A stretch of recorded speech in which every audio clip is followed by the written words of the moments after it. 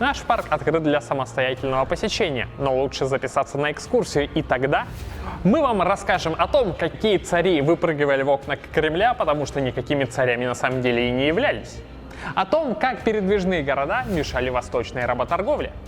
И о том, как русский император чуть не стал магистром духовного рыцарского ордена.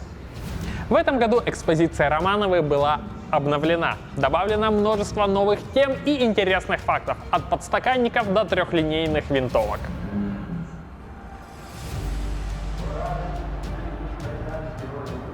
«80 лет Победы. Без права на забвение.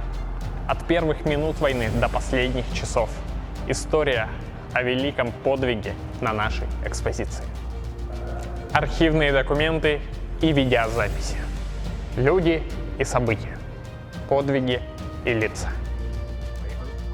О якутянах, не жалевших себя в боях за родину на нашей региональной выставке.